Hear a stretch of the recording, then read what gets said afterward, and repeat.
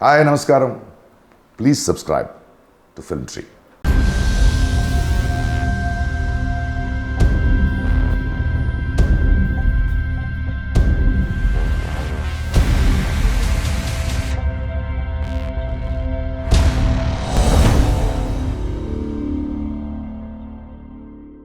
నమస్తే ప్రకాష్ రాజ్ గారు. నమస్కారం. ఎలా ఉన్నారు సార్? నాకేం తక్కువ అద్భుతంగా ఉన్నాను. చాలా సంతోషం సార్ మిమ్మల్ని కలవటం. యా, యాక్టర్గా, డైరెక్టర్గా, ప్రొడ్యూసర్గా, పొలిటీషియన్గా సుమారు అంటే ఇటు సినీ జర్నీ తీసుకున్నట్టయితే 5 నేషనల్ అవార్డులు, 8 ఆంధ్రప్రదేశ్ గవర్నమెంట్ నుంచి, ఇంకా సాయిమా కావచ్చు, ఫిలింఫేర్ ఆ అవార్డులు ఇంకా అవి ఉన్నాయి, అవి ఒక లిస్ట్ ఉంది. ఎలా ఉంది ఈ జర్నీ? ఆల్మోస్ట్ 400 ఫిల్మ్స్ అబౌవ్ అయ్యి ఉంటాయి కదా సార్ మొత్తం ఓవరాల్గా అన్ని? అదే ఉంటుంది. నేను యూజువల్లీ లెక్క పెట్టను. అదే బట్ ఒక 30 సంవత్సరాల ప్రయాణం. అవును, తెలుగు ఇండస్ట్రీకి వచ్చే 25 సంవత్సరాలు అయింది. అది ఆ భాషలు ఎక్కువ చేశాను కాబట్టి ఆ పాసిబిలిటీస్ ఉంటాయి. ఎన్నో డైరెక్టర్సు, ఎన్నో కెమెరామెన్స్, ఎన్నో మ్యూజిక్ డైరెక్టర్సు, ఎన్నో కో యాక్టర్సు, వేరే వేరే లాంగ్వేజ్, వేరే వేరే భాష, ఎన్నో నదులు, ఎన్నో ప్రాంతాలు, ఎన్నో భోజనాలు. పుణ్యం ఎక్కడో ఒక పూర్వజన్మ సుకృతం అనుకోవాలి. లేదా నా థియేటరు, నా చదువు నన్ను తీసుకెళ్ళింది. రైటర్సు, డైరెక్టర్సు వాళ్ళు ఎన్నుకున్నది. అన్నిటికన్నా చాలా ముఖ్యం ఏంటంటే, మనం ఒక నటుడు పని చేస్తున్నప్పుడు ఆడియన్స్, ప్రేక్షకులు ప్రేమించడానికి స్టార్ట్ చేసేస్తే మాకు ఇంకొంచెం ఊపు వస్తుంది. అది కొన్ని దూరం తీసుకెళ్ళిపోద్ది. అంటే నమ్ముతారు మనోడు బాగా చేస్తాడు అనుకునే వస్తారు కదా. ఎగ్జాక్ట్లీ. దట్ ఈస్ బిన్ ఒక్కడి వల్ల కాదు. అండ్ ఆ తర్వాత మీరు 5 నేషనల్ అవార్డ్స్, ఒక 36 స్టేట్ అవార్డ్స్ అన్నారు. అవన్నీ గుర్తింపులు.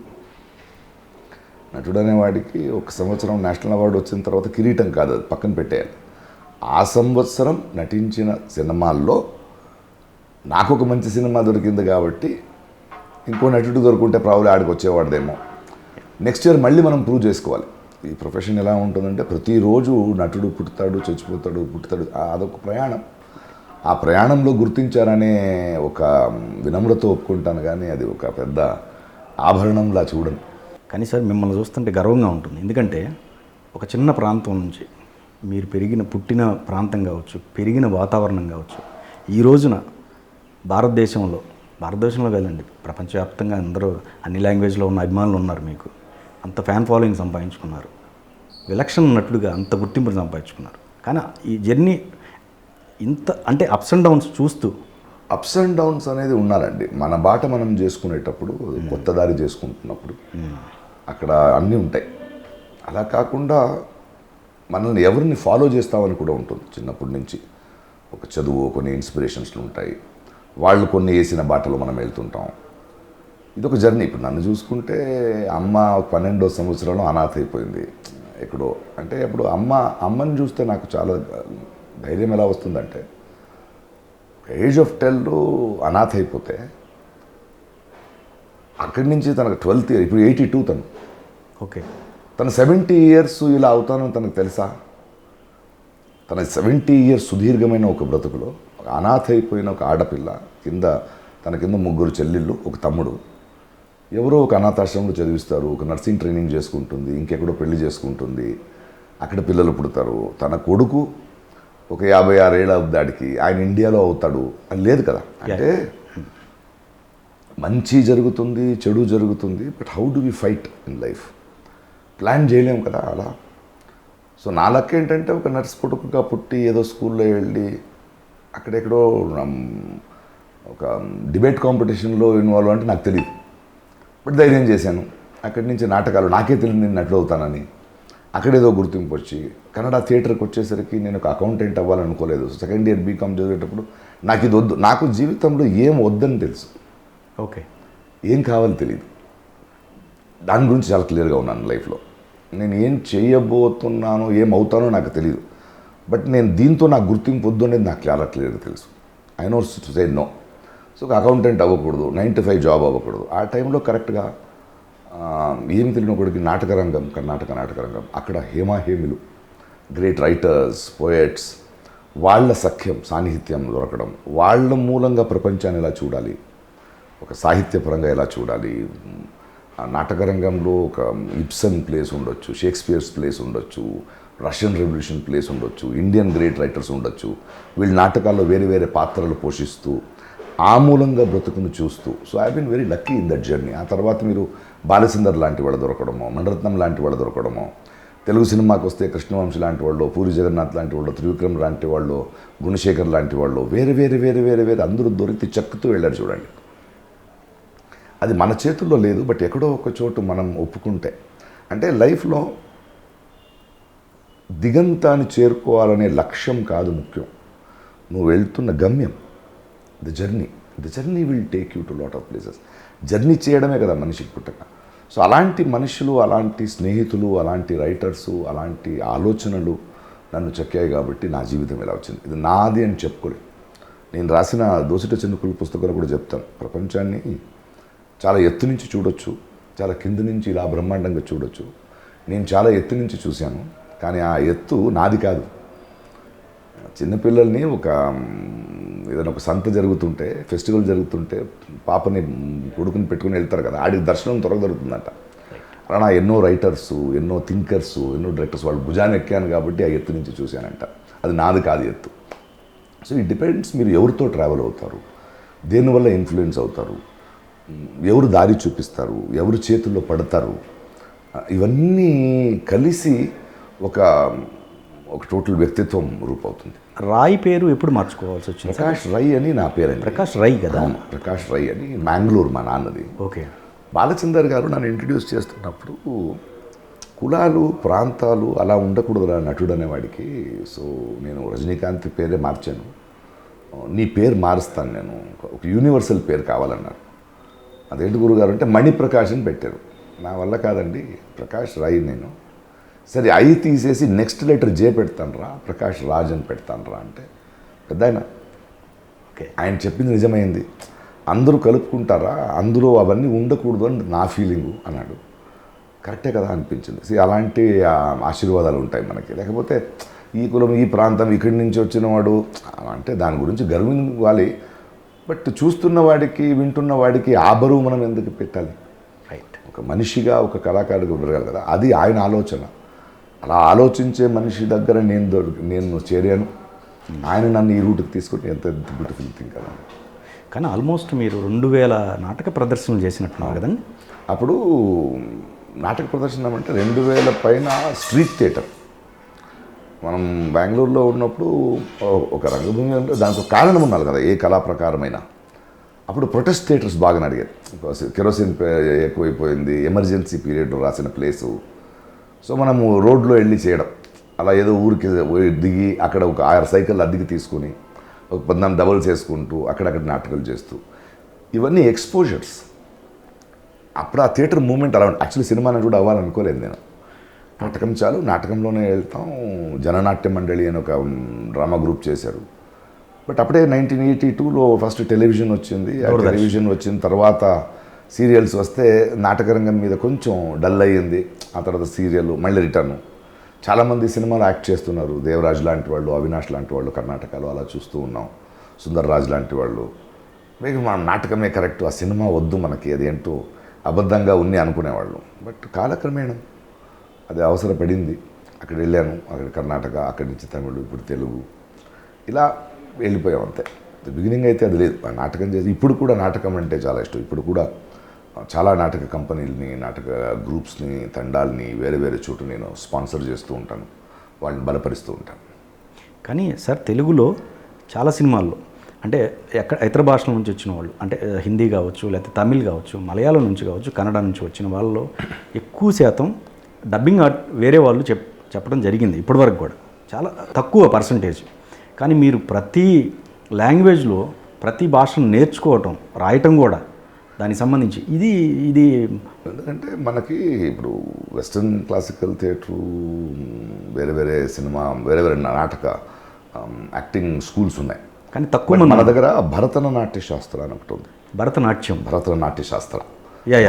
భరతుడు అదిలో ఏమంటాడంటే, ఒక నటుడు అనేవాడు, వాడు శరీరం, శారీరం రెండు కలిపితే నటుడు. అంటే ఊరికే ఆంగికాభినయం కాదు నటుడు అంటే. అది ఆడ గొంతు కూడా ఉండాలి, ఆడ వాయిస్ కూడా ఉండాలి. ఎందుకంటే ఆ వాయిస్ కూడా ఒక లాంగ్వేజ్, అదొకటి. రెండోది ఒక భాష నేర్చుకోవడం అనేది ఆ భాషని గౌరవించడం, వాళ్ళ సంస్కృతి ఇప్పుడు అవసరం నాకు, నేను చెప్పేది మీరు వినాలనే అవసరం నాకు. అలానే నేను నా భాషలో మాట్లాడితే అవ్వదు కదా, దానికి మీ భాష నేర్చుకోవాలి. నేను మీ భాష నేర్చుకున్నప్పుడే మీరు మనోడు అని చూస్తారు. అండ్ ప్రతి భాషకు ఒక వైశిష్ట్యం ఉంది, అందులో ఒక అందం ఉంది, అందులో ఒక నాకు లిటరేచర్ చదువుతాను కాబట్టి ఆ భాష నేర్చుకోవడం నాకు ఇష్టం. సో దట్ ఒక యాక్టర్గా పనిచేసేటప్పుడు ఇప్పుడు రాయలసీమ పాత్ర చేస్తున్నా, ఒక బొమ్మరిల్లు చేస్తున్నా, ఇంకో సినిమా చేస్తున్నా, ఆయా ప్రాంతానికి పొందిన ఆ భాషలో ఉన్న విషయాలు తీసుకుంటేనే ఒక కంప్లీట్ యాక్టర్ అవుతాడు ఒక నటుడు అనేవాడు. యాక్చువల్లీ నటుడు అనేవాడికి తన మేకప్ తను వేసుకోవాలి తెలియాలి, తన వేషభూషణాలు తను చేసుకోవాలి. నాటక రంగం నుంచి వచ్చాం కాబట్టి మా మేకప్ మేమే వేసుకుంటాం. Okay, we do our costumes. మా డైలాగ్ మనం రాసుకోవడం తెలియాలి, చదవాలి. ఊరికే ఒక ఒక ప్యారెట్లా చెప్పడం కాదు, దాన్ని అర్థించుకోవాలి, గ్రహించాలి, దానికి సాహిత్యం చదవాలి, జీవితం చూడాలి. ఇన్ని ఉంటాయి ఒక నటుడు ఒక కంప్లీట్ యాక్టర్ అవ్వడానికి. ఆ ప్రయత్నం వల్లే అది, కానీ ఇంకేం లేదు. అండ్ కొందరికి కొన్ని ఓపెన్ అవుతాయి. ఇప్పుడు నన్ను ల్యాప్టాప్లో మొత్తం చూడండి తెలీదు, బట్ నాకు భాష నేర్చుకునేది ఆ ఇంట్రెస్ట్ వచ్చేసింది కాబట్టి ప్రతి ఒక్కరు ఎందుకు చేయలేదంటే నాకు తెలియదు, ఎవరో అవసరాలకి అది పడి ఉంటుంది. బట్ నాకు అది నచ్చింది అది. అండ్ దానివల్ల నేను పొందిన అద్భుతాలు, ఆనందం, పేరు నాకు తెలుసు కాబట్టి ఐఎమ్ హ్యాపీ అబౌట్ ఇట్. మీరు స్టార్టింగ్ రావటమే బాలచంద్ర గారు లాంటి గొప్ప డైరెక్టర్ దగ్గర. అట్లానే మీరు చేసిన ప్రతి డైరెక్టర్లు కూడా చాలా పెద్ద డైరెక్టర్స్ ఉన్నారు, ఇటు తెలుగులో కావచ్చు, తమిళ్లో కావచ్చు, అనదర్ లాంగ్వేజ్లో ఆల్మోస్ట్. అది నా అదృష్టం అండి. నా వల్ల అయ్యాను అనడం కన్నా బాలచంద్ర గారు నన్ను చూపించకపోతే ఎన్నేళ్ళు పడేదో. బాలచందర్ గారు తీసుకున్నారనగానే మండపం లాంటి డైరెక్టర్ బాలచందర్ ఊరికే తీసుకురారే ఒకడిని అని గమనించడం కానీ, తెలుగుకు రాగానే నా లక్ ఎక్కడ వచ్చిందంటే తెలుగులో అప్పుడే రఘువరన్ గారు ఒక పెద్ద పీరియడ్లో ఏలుతూ ఆయన అందరికీ అందుబాటులో లేని పరిస్థితికి వెళ్తున్నప్పుడు చాలా ఆకలితో వస్తున్న కొన్ని డైరెక్టర్స్ ఉన్నారు. అప్పుడే ఆకలితో వస్తున్న పూరి జగన్నాథ్, కృష్ణవంశీ, గుణశేఖరు, వివి వినాయక్, మన త్రివిక్రము, వాళ్ళ ఆకలికి ఒక నటుడు దొరికాడు. త్రివిక్రమ్ రాతకు కానీ కృష్ణవంశీ కావాల్సింది కానీ అది పటపట 4-5 సినిమాలు అయిపోయింది వాళ్ళతో. సో అది సిమెంట్ అయిపోయింది. ఒక పూరి చూస్తే టక్క నెక్స్ట్ 5 ఫిల్మ్స్, గుణశేఖర్ చూస్తే ఒకడు నుంచి అలా వచ్చేస్తాం, కృష్ణవంశీ అంతఃపురం, ఖడ్గం, సముద్రం, త్రివిక్రమ్ రాస్తున్న అన్ని సినిమాలు ప్లస్ ఆయన డైరెక్టర్ అయ్యేటప్పుడు ఆయన డైరెక్షన్ సినిమాలు విజయభాస్కర్ అందరూ చేస్తాం. అవును అవును. అదే టైంకి కృష్ణారెడ్డి గారు చాలా పీక్లో ఉన్నారు. ఆయన నన్ను చూడగా నా మీద గన్ షాట్ అని ఒక సినిమా తీయడమో, వినోదం అని చూడడమో. సో టాలెంట్, ప్రతిభతో పాటు అదృష్టం కూడా నాకు ఆ టైమింగ్ అని ఉంటాం కదా, ప్రతి ఒక్కటి ఏదో రాసి ఉంటుంది. ఆ టైమింగ్ ఉండడం, దాన్ని నేను కరెక్ట్గా వాడుకోవడం, అది కూడా ఇంపార్టెంట్ అవుద్ది కదా. సో ఒక అదృష్టం అనేది కూడా ఉంది. డ్యూయెట్ 1994 ఫస్ట్ ఫిల్ము, కానీ మ్యారేజ్ కూడా అదే ఇయర్ 94 ఎండ్. దానికి ముందు కర్ణాటకలో ఒక 20-30 సినిమాలు చిన్న చిన్న వేషాలు చేస్తూ ఉన్నా. Okay okay. చిన్న చిన్న వేషాలు చేస్తుంటే గీతా గారు ఒక ఆర్ట్ ఫిల్మ్ చేసాం, హరకే పురి అని. అది కూడా మళ్ళీ అదృష్టం అంటాను కదా. నేను ఇంత మంచి ఆర్టిస్టు ఏం చేస్తున్నాను ఇక్కడ బాలచందర్ గారిలో. అవునండి, నాకు తమిళ్ తెలీదు, భాష తెలీదు, మనం బెంగళూరులో ఉన్నాము, థియేటర్ మాత్రమే నాకు తెలుసు అంటే, లేదంటే ఆమె వెళ్ళి ఆయనకి ఫోటో ఇచ్చి ఒక ఆర్టిస్ట్ని చూడాలంటే ఆయన పిలిపించి మాట్లాడడం, అలా ఓకే అలా జరుగుతూ ఆ తర్వాత ఆయన పిలవడం. 94 ఎండ్లో పెళ్ళండి. 94లో డ్యూయెట్ స్టార్ట్ చేస్తూ నా పెళ్ళి, నా ఫస్ట్ మ్యారేజ్. అవును, దానికి ముందు వేరే సినిమాలు చేశానని చెప్పి చేశారు అది. కానీ అదే సార్, ఇక్కడ దానికి ముందు చేసిన మూవీస్ అన్నారు కదా, మొన్న మధ్య నేను మీ స్పీచ్ విన్నప్పుడు ఎంత స్ట్రగుల్ పడ్డారు సార్ మీరు. అంటే బస్సులో వెళ్తున్నప్పుడు మీరు ఒక ఇన్సిడెంట్ చెప్పారు, నేను అప్పటికే నన్ను గుర్తిస్తున్నారు, నేను బస్సులో వెళ్తున్నప్పుడు అన్కంఫర్టబుల్గా ఫీల్ అయ్యా నేను. ఇట్లాంటివి చాలా ఫేస్ చేస్తున్నారు. చాలా ఫేస్ చేస్తాం. అంటే ఒక నటుడు జీవితంలో అలా ఉంటుంది కదా. అదే యాక్చువల్లీ బస్సులో వెళ్ళడం తప్పు కాదు కదా, తప్పేం కాదు. కానీ చూడండి, లైఫ్లో ఒకటి మనం చేసుకుంటే ప్రెషర్స్ ఉంటాయి, కొన్ని మన సొసైటీ మా మీద ప్రెషర్స్ పెడుతుంటాయి. ఇప్పుడు మంచోడో చెడ్డోడో కొన్ని వాళ్ళు ప్రవర్తించడం కూడా దానివల్ల ఉంటుంది. ఏం లేదు, ఇక్కడ యాక్టర్ అయ్యాము, చిన్న చిన్న వేషాలు చేస్తాం, సడన్గా ఒక సీరియల్ పాపులర్. ఆ సీరియల్ ఫస్ట్ పేమెంట్ కూడా ఆడు ఎంత ఇస్తాడో తెలీదు. ఆల్రెడీ ఒక 400 రూపాయలు అప్పు ఉంది. ఏదో ఒక హోటల్ గాంధీనగర్లో పిలిచి శ్యామ్ అని ఆయన బిసులు కుదిరైన ఒక సీరియల్ అండి, పైలట్ చేస్తున్నాం, ఎపిసోడ్కి ఇంతండి చెప్తామండి అని చిన్న కవర్ ఇచ్చాడు. అత కవర్ చేతిలో తీసుకుంటారు. ఎంతసేపు మాట్లాడుతున్నా కూడా ఆ కవర్లో ఎంత ఉంటుంది అని నాకు ఇంకా గుర్తుంది. ఆ గాంధీనగర్లో ఒక హోటల్లో కాఫీ తాగుతున్నాం. అప్పుడు చిన్న చిన్న హోటల్స్ కదా, దాని వెనక వర్కర్స్ టాయిలెట్ ఉంది కదా, ఓకే. అక్కడికి వెళ్ళి టాయిలెట్కి వెళ్దామని చెప్పి చూసి 500 రూపీస్ ఉంది. ఓకే. ఆ 500 రూపీస్ ఉంది అంటే 400 రూపీస్ ఆల్రెడీ అప్పు ఉంది అని 6.5 రూపీస్కి ఆటో చేసుకొని వెళ్ళి ఫస్ట్ అప్పు తెచ్చా. అంటే అవన్నీ మర్చిపోలేము. బట్ మనం ఒక గమ్యం డిసైడ్ అయిపోయాము, ఒక చోటు అనుకున్నప్పుడు ఇవన్నీ పెద్దగా అంటే నీ ఆకలి ఏంటి, ఇదా అదా. రైట్. సో కష్టాలు అనేది ప్రతి ఒక్కడికి ఉంటాయి, ఇబ్బందులు చాలా ఉంటాయి. ఆ అవమానాల్ని ఏంటారు అవన్నీ భరిస్తూ అవన్నీ మిమ్మల్ని చెక్కుతూనే మీరు అందం అవ్వాలి. సో అవన్నీ చెప్పుకోవడానికి ఎందుకంటే మిగతా వాళ్ళు అలా అనుభవిస్తున్నవారు అది తప్పు కాదు, నేను అనుభవించాను, నేను సడన్గా రాలేదు ఎస్ అని చెప్పడానికి కోసం అవి చెప్తుంటాను, టు ఇన్స్పైర్. రైట్. అలాంటివి చాలా ఉన్నాయి.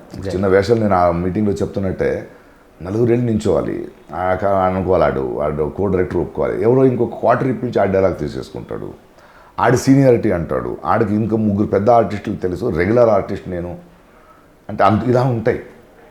బట్ అవన్నీ దాటుతూ కూడా ఎప్పుడైనా ఒకరోజు నా మీద ఒక క్లోజప్ పడదా, వెనక్కి నించున్న కూడా యాక్ట్ చేసి లాక్కోగలమా డైరెక్టర్ అటెన్షన్ని, అది ఒక నిరంతరమైన ఒక ఇది. చాలా ఆకలి గురించి మాట్లాడుతున్నప్పుడు ఎంత పెద్దదంటే ఒక ఇన్సిడెంట్ చెప్పాలి. ఇలా అయిపోయి కొంచెం ఎదిగి చెన్నైకి వెళ్ళి కొంచెం రేంజ్ ఆర్టిస్ట్ అయిన తర్వాత ఏ హోటల్లో కాఫీ తాగడానికి మాకు డబ్బు లేదు, కనిష్క అని ఒక హోటల్, బయట నించుని పక్క టీ తాగి అక్కడ డైరెక్టర్ అని వస్తుంది చూస్తేవాళ్ళం. అదే హోటల్లో రూమ్ బుక్ చేసుకొని ఒక 9:30, 10 అయింది, కొంచెం ఆకలి ఉంది. అక్కడి నుంచి నా రూము అంతకుముందు ఒక 5 కిలోమీటర్స్ వెళ్ళాలి. అవును ఇప్పుడు కొంచెం ఎదిగాను, ఒక పెద్ద హోండా కార్లో వచ్చాను, ఆ 5 కిలోమీటర్ నడవగలను నేను అని నడుస్తే 1.5, 2 కిలోమీటర్ అయ్యేసరికి ఆకలి పెద్దదైంది. బాబు పట్టకండి ఇదేం నడవడం అని ఇమ్మీడియట్గా నా అసిస్టెంట్కి కార్ తీసుకురమ్మని చెప్పాను. ఓకే. వెనక నుంచి వస్తూ నేను వెళ్తుంటాను. ఆ తర్వాత భోజనం చేస్తూ అనుకున్నాను, అప్పుడున్న ఆకలి వేరు, ఇప్పుడున్న ఆకలి వేరు. అప్పుడు 2 ఇడ్లీలు తిని అంటే 5 కిలోమీటర్సు ఇక్కడి నుంచి నడుచుకుంటూ ఇక్కడ తినేసి నడుచుకుంటూ వెళ్తే అక్కడ మళ్ళీ అది అరిగిపోద్దని అక్కడికి వెళ్ళి తిని పడుకోవడం నీళ్ళు తాగి. ఓకే. అప్పుడు ఆ ఆకలి గురించి లేదు, గెలుస్తామా ఏదైనా చేస్తామా పేరు వస్తుందని. పేరు వచ్చిన తర్వాత ఇది భరించలేకపోతుంది. సో ఇట్ డిపెండ్స్ నీ ఆకలి ఏంటి. That's right, I have seen lot of things. But ఎవరిని తిట్టడమో ఎవరో మోసం వాళ్ళ జీవితంలో వాళ్ళు చేసుకున్నారు. ఒకవేళ నేను అక్కడే ఉండుంటే, అక్కడ పెద్దోడై ఉంటే ఇరువర్ లాంటి సినిమా చేసేవాడినేమో, చేసేది కానేమో, అంతఃపురం జరుగుతుంది, జీవితం చెక్కింది. లేకపోతే అక్కడే ఉండి ఇంత మంచి ఆర్టిస్ట్ అవ్వకపోయి ఉండొచ్చేమో నేను, కదా. So there is so many ifs and nots. కానీ కొన్ని క్యారెక్టర్స్కి సార్ ఖచ్చితంగా అంటే రైటర్ ఏం రాశారో డైరెక్టర్కి సంబంధించి ఆ పాత్రకి ఆల్మోస్ట్ ప్రాణం పోసి అలాంటి ఛాలెంజింగ్ క్యారెక్టర్స్ కొన్ని మీరు చేయటం జరిగింది, అవార్డ్స్ కూడా తీసుకున్నారు. ఎలాంటి హోంవర్క్ చేస్తారండి వాటికి? ఒకటి, అలాంటి క్యారెక్టర్ నేను చేయగలిగాను అనే నమ్మకం ఫస్ట్ వాళ్ళకి పుట్టించాం కదా, అక్కడ చాలా పెద్ద ప్లస్ అవుద్ది మాకు. ప్లస్ వాళ్ళు కూడా నమ్ముతారు, ఆ నమ్మకం ఒక బలం ఇస్తుంది. ఒక నటుడు అనేవాడు దానికి హోంవర్క్ అని కాదండి. హోంవర్క్ క్యారెక్టర్ చేయడానికంటే పాత్రం ఇచ్చారు దానికి చిన్న హోంవర్క్ చేయడంలో నేను నమ్మను. నిరంతరంగా చదువుతుంటాను, నిరంతరంగా ప్రపంచం చూస్తూ ఉంటాం, అవన్నీ కంప్యూటర్లో ఉంటాయి. ఓకే. ఏదో ఒక రోజు ఆ పాత్ర వచ్చినప్పుడు ఇలా వస్తాం. చాలా సింపుల్గా చెప్పాలంటే సచిన్ తెండూల్కర్ ఒకసారి బ్యాటింగ్ చేస్తుంది, ఆయన్ని అడిగారు 122 yards అండి, 140 కిలోమీటర్ 130 కిలోమీటర్లు బాల్ వస్తుంది, ఆ స్ప్లిట్ ఆఫ్ సెకండ్లో ఇది కవర్ డ్రైవ్ ఇది హుక్ అని ఎలా డిసైడ్ చేస్తారని ఆయన చెప్పండి. నేను డిసైడ్ చేయను, ఈ షాట్స్ అని నేను ప్రాక్టీస్ చేసేసుకుంటా, అది నా బాడీలో ఉంటుంది. ఆ పిచ్ రిపోర్ట్ ఆ బౌలర్ బాల్ వచ్చే క్షణంలో దానికి ఇది ఆడాలని బాడీ ఆడుతుంది. సో ఈ నటుడు అనేవాడు నిరంతరంగా తన దేహాన్ని, తన శరీరాన్ని, వాయిస్ని, కల్చర్ని, ఆలోచనని గ్రహించే శక్తిని, ఆ తీక్ష్ణతని ఎప్పుడు రెడీ చేసుకుంటూనే ఉండాలి. అది వస్తాయి. ప్లస్ మీకు ప్రిపరేషన్ అంటే ఒక రైటర్ ఆల్రెడీ ఇచ్చుంటాడంటే మనం ఎంటీగా వెళ్తే అక్కడ ఉంటుంది. ఫస్ట్ ఆఫ్ ఆల్ అందులో ఉన్నదాన్ని అర్థం చేసుకోవడానికి మనం ఎంటీ అవ్వాలి. ఆ తర్వాత మాకు కాస్ట్యూమ్ నుంచి కానీ కూడా సపోర్ట్ చేస్తూ ఉంటారు. బట్ మా కమిట్మెంట్, మా నిజాయితీ, ఆ తర్వాత నా అనుభవం నుంచి ఇంకేం తీసుకురాగలను, అదొక కాన్స్టెంట్ ప్రాసెస్. దాన్ని డెఫినెట్గా ఈ రోల్ ఇలా ప్రిపేర్ అయ్యానని చెప్పలేదు. ఇప్పుడు అంతపురం అనే సినిమా ఉంది, ముసలోడు వేషం వేసాను, నాకు 31 అప్పుడు. అదే పెద్ద పెద్ద అడుగులు వేస్తూ నడుస్తాను. అది నేను చెప్పింది కాదు, వంశీ కథ చెప్పేటప్పుడు లేదురా అది రాయలసీమ ప్లేన్ ల్యాండ్. నేను చిన్నప్పుడు మా నాన్న వాటర్ డిపార్ట్మెంట్లో ఉన్నప్పుడు ఇంటి బయట రాసుకుంటుంటే టక్కన 2 కాళ్ళు వచ్చి ఆగాయి. అలా చూస్తే ఒక అజానుభావం నించున్నాడు. మీ నాన్న ఉన్నాడా అన్నాడు.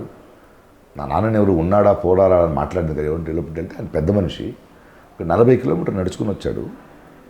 ఆ ఏం ప్రాంతం కానీ పెద్ద అడుగులు వాళ్ళకి తెలియకుండా వేస్తారా, వాళ్ళు పర్వత ప్రాంతంలో లేదు, అందువల్ల నీ క్యారెక్టర్ కొంచెం పెద్ద అడుగులు వేస్తే బాగుంటుంది. These are the inputs we get, okay, these are the elements we get. And మీరు చూస్తున్నది ఓకే టేక్సే, అదే నాట్ ఓకే టేక్స్ చాలా ఉంటాయి కదా. ఫర్ ఎగ్జాంపుల్ అంతపురంలో ఒక షాట్ చేస్తున్నప్పుడు 14 టేక్లు నేను ఏడవాలి. ఢిల్లీ రాజేశ్వరి గారి గాజులు తన అల్లుడిని తన అల్లుడిని చంపిన తర్వాత అప్పుడు దాకా బొట్టు తీయొద్దన్నాను.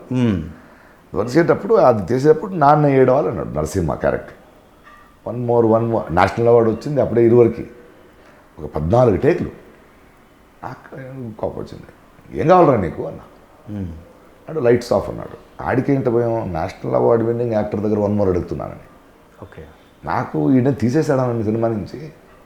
పెద్ద యాక్షన్ కదా, పక్కకి వెళ్ళి ఏం లేదు, పెద్ద క్రౌర్యంగా ఉన్న నరసింహ చాలా స్ట్రాంగు, బట్ కూతురు పగ తీర్చిన తరువాత తను విధవరావులు అవుతున్నది చూస్తుంటే ఆ అసహాయక 7 సంవత్సరాల చిన్న పిల్లోడు ఏడుపు కావాలి నాకు అన్నాడు. ఓకే, అంటే నాకు ఆ అసహాయత తెలియాలి ఆ ఏడుపులో. అంటే ఇంత పెద్దోడైన చేయలేకపోయాను కూతురు విషయం.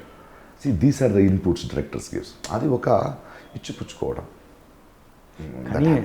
కానీ ఇంకోటి సార్, మీరు ఆల్మోస్ట్ అంటే ప్రతి లాంగ్వేజ్లో అప్పటి వరకు ఉన్న సీనియర్స్ ఎవరైతే ఉన్నారో మీ ఎంట్రీతోటి వాళ్ళ ఉనికి కొంచెం ప్రశ్నార్థకంగా మిగిలే విధంగా మీరు దూసుకెళ్ళిపోయారనుకోండి, అది మీ టాలెంట్తో అది. కానీ ఆ శత్రుత్వం కూడా మీకు వెంటాడుతూనే వచ్చి ఉంటుంది. బట్ అంటే వాళ్ళు వచ్చే ముందు మిగతా వాళ్ళని దూసుకుని వాళ్ళు వచ్చారు కదా. ఓ అట్లా అంటారా? ఓకే, అది కూడా ఉంటుంది. ఇది ఒక న్యాచురల్ ప్రక్రియ. Okay okay. కొందరు దాన్ని చాలా హ్యాపీగా తీసుకుంటారు. అంటే రెలవెన్స్ అని ఒకటి ఉంటుంది. నీ అవసరమా, ప్రతి ఒక్క మనిషి నువ్వు నిన్ను తీసుకోలేకపోతే నువ్వు చిన్నోడు అవ్వు, బట్ ఆయా పీరియడ్కి ఆ ఎలిమెంట్కి ఒక్కరు అవసరం అవుతారు, దానికి వాళ్ళు ప్రిపేర్ అవుతారు. అలా వచ్చారు. అలాంటి ఈర్ష్యలు కూడా చూశాను నేను. అదే, బట్ దాన్ని నేను పర్సనల్గా తీసుకోను. ఒక మనిషికి ఉన్న ఈర్ష్య కదా, మనిషి అన్న తర్వాత ఉదాత్త భావాలు కూడా ఉంటాయి, ఈర్ష్య కూడా ఉంటాయి. ఈర్ష్య లేని మనిషి ఎవరు? దానికన్నా నేను కొంచెం అందం అవ్వాలి, ఆడకన్నా బాగా అది ఉంటుంది. ఈర్ష్యం అనేది కూడా ఒకసారి అందం, ఒకసారి వాళ్ళన్నే కొంచెం బర్న్ చేసేస్తుంది. అది వాళ్ళ కర్మ, వాళ్ళ డిసిషన్, వాళ్ళ ప్రయాణం. బట్ దాన్ని నేను పర్సనల్గా తీసుకోను, ఎందుకంటే నాకు అర్థమవుతుంది. ఒక అర్థమవుద్ది, ఇంత రోజులు ఉన్నాను, ఈయన వచ్చిన తర్వాత నాకు వేషాలు లేవు, లేదా నాకన్నా ఎక్కువ పేమెంట్ తీసుకుంటున్నాడు, ఉంటుంది. అది ఉంటుంది, అది మనిషి కాబట్టి ఉంటుంది. అందరూ మనుషులే కదా. బట్ దాన్ని మనం ఎలా అర్థం చేసుకుంటాం? దానికి పగ పెట్టేసి నువ్వెవడా నేను అనకూడదు. ఒకప్పుడు ఆయన కూడా కదా. సో అంతకు ముందు వరకు ఆయన చేసిన దాన్ని గౌరవిస్తూ ఆయన్ని కౌగులించుకునే ప్రయత్నం చేయాలి. ఇంకా ఆయన మారకపోతే వదిలేయాలి. కానీ నవరసాల్లో సార్ ఆల్మోస్ట్ మీరు ఏదైతే పండించారో ప్రతి దాంట్లో మీ మార్క్ని క్రియేట్ చేసుకున్నారు, ప్రతి రసం. కానీ ఎక్కువగా హిస్టారికల్ అండ్ మైథలాజికల్కి సంబంధించినవి కొన్ని ఎక్కువగా, అంటే అటెంప్ట్ కూడా జరగలేదు అనుకోండి. వచ్చిన వాటిలో చూసుకున్నట్టయితే చాలా తక్కువే అనుకోవచ్చు. అస్సలు రాలేదండి, అసలు రాలేదు కదా. రాలేదు కదా. అంటే మా సినిమా వచ్చేసి హిస్టారికల్ వచ్చింది, మారిపోయింది.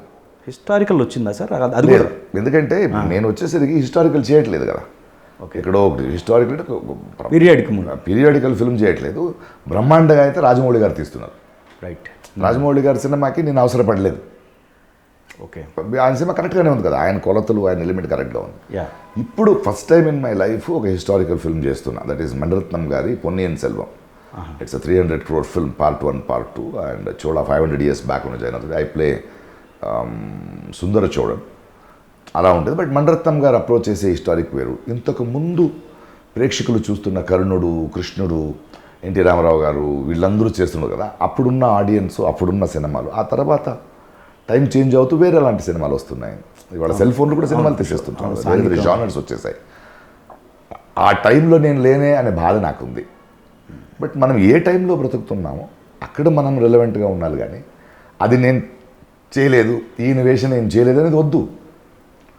నీ బాటలు నువ్వు వెళ్తున్నప్పుడు నీ అవసరం ఎక్కడ ఉందో అది మాత్రం చేయాలి. కానీ యాక్టింగ్ అనేది నేను నటుడని ప్రూవ్ చేయడం కాదు కదా, అది ఒక అద్భుతమైన ప్రయాణం.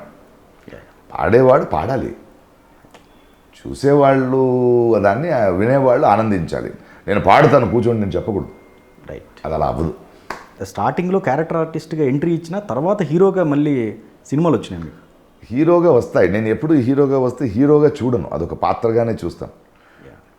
ఆ సబ్జెక్టులు కూడా అలానే, ఆ సబ్జెక్టులు అలా ఉంటాయి. నెగిటివ్ షేడ్స్ ఉన్న ఒక క్యారెక్టర్ కావాలి నాకు. కొంచెం హీరోయిజం అంటే నేను అంత బాగా డాన్స్ చేయలేను. ఇప్పుడు ఇండియన్ సినిమాలో ఒక కమర్షియల్ సినిమా హీరో కావాలంటే నేను హీరో అవుతానని అనుకోవచ్చు, అది కాదు కదా. నా ప్లస్ ఏంటి, ఓకే, నేను బాగా నటించగలను, ఒక వేరే వేరే పాత్రలుగా పోషించగలను. డాన్స్ అవ్వాలంటే ఇవాళ మీరు తారక్ని తీసుకోండి, రామ్ చరణ్ తీసుకోండి, మహేష్ని తీసుకోండి, పేరున ఎవరిని తీసుకోండి, లేకపోతే చిరంజీవి గారి నుంచి తీసుకోండి, బాలయ్య బాబు, వాళ్ళందరూ ఒక డాన్స్ చేయాలంటే ఎంత కృషి పెడతారు. అది మాకు రాదు కదా. యాక్షన్ అది ఆ స్పెషలిస్ట్స్ మనకు రాదు, అది రైట్. వాళ్ళు చేయరు. సో అది వాళ్ళ యూఎస్పి, వాళ్ళు ఉంటారు. అలాగే పాత్రలు చేసేవాడు కూడా కావాలి కదా. నాకు తెలిసింది, నేను కొంచెం సోమారిని ఆ విషయంలో, I'm not a physical guy. So నేను ఆ హీరోని ఎలివేట్ చేయడమో లేక ఇంపార్టెంట్ పాత్రలు చేయడమో.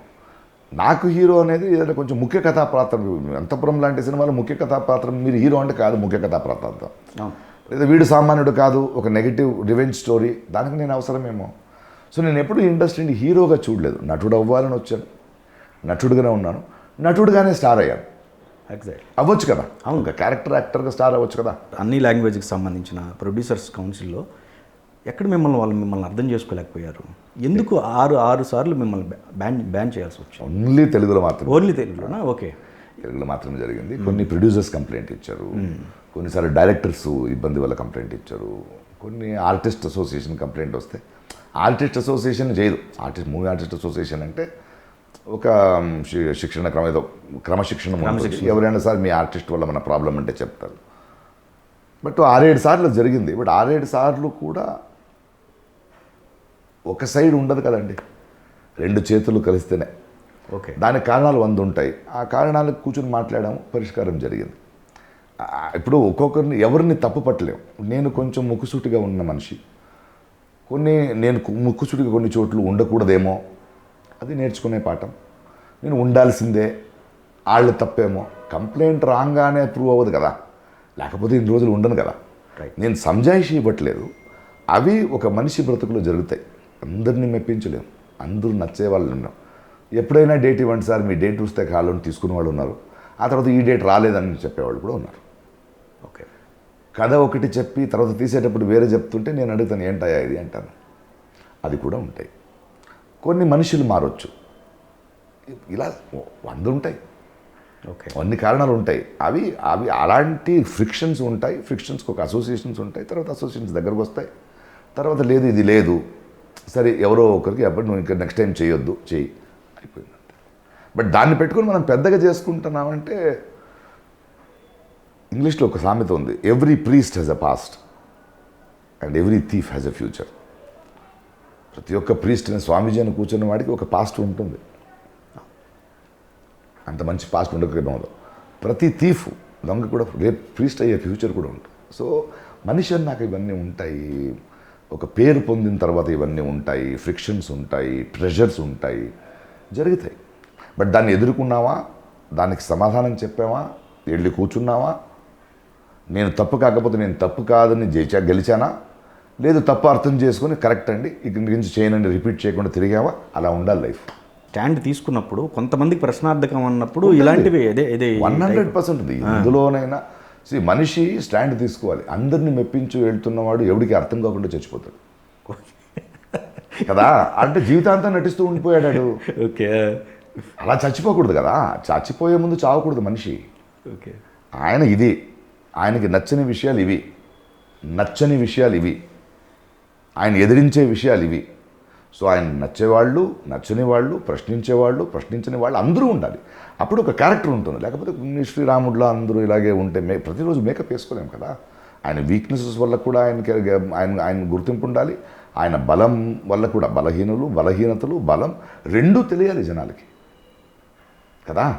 అవి రెండూ తెలిస్తే ఒక న్యాచురల్ మనిషి అవుతాడు.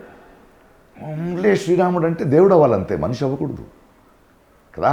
Right is very boring also.